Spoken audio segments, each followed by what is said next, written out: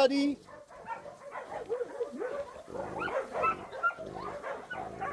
Parang may sinasabi si buddy ah. May sinasabi, no?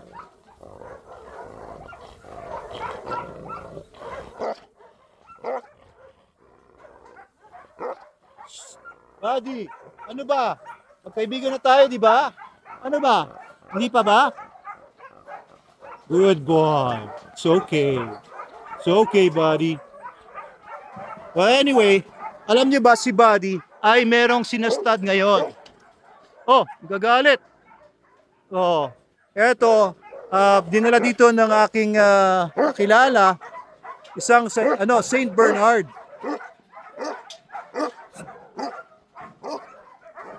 Maingay. Pero tong Saint Bernard na to, pinastad natin. Si Buddy hindi marunong mag-stud.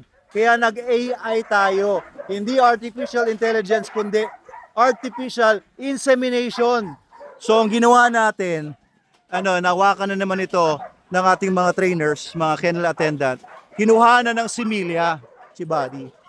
So kinuhanan siya ng similya, tapos in-insert doon sa puwerta ng Saint Bernard na yan.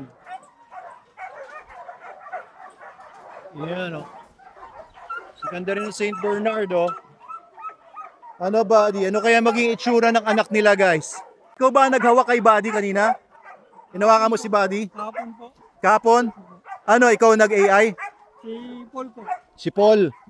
Ayan, so itong si Buddy ay magkakaroon na ng mga anak doon. May din nilang Tibetan Mastiff last week dito. Kaso hindi pa nila talaga ma-handle si Buddy. Hindi nila na AI. Sayang, next time na lang daw babalik dito yung Tibetan Mastiff na pinapastad sana kay Buddy.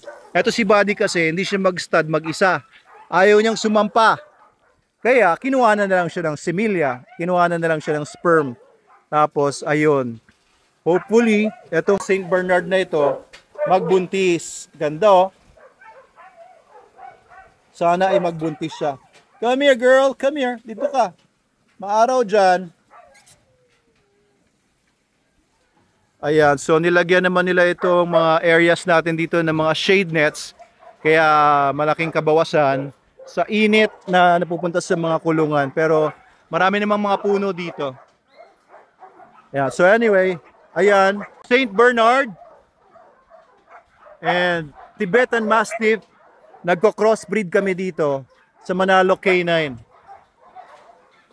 Ayan, so sabi ni Bogs, tinatangka nga ni Buddy na mag-stud.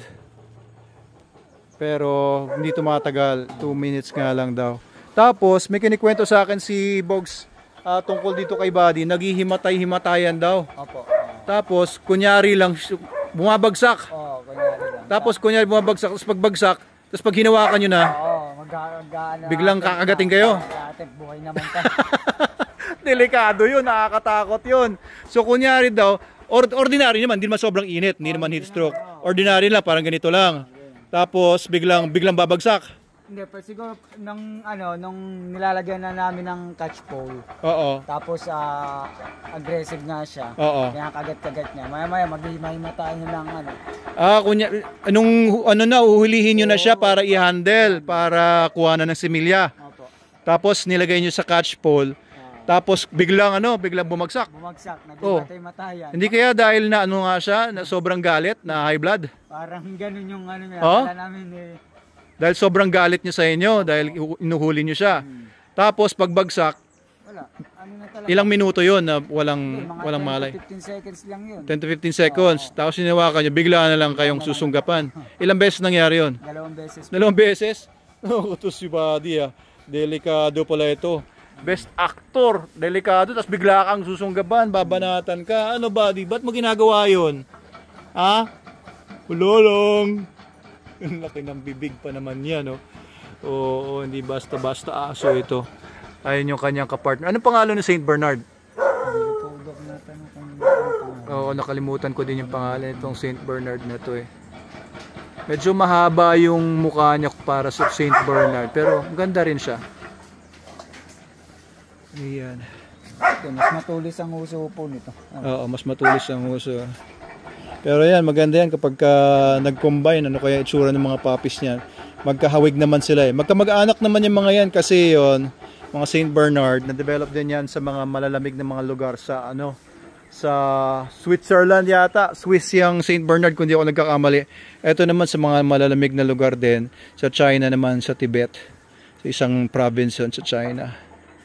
Ayan. So pagka mag-combine sila, parang Swiss na relo pero made in China. Parang ganun. Ayan. May toyo daw to si Buddy.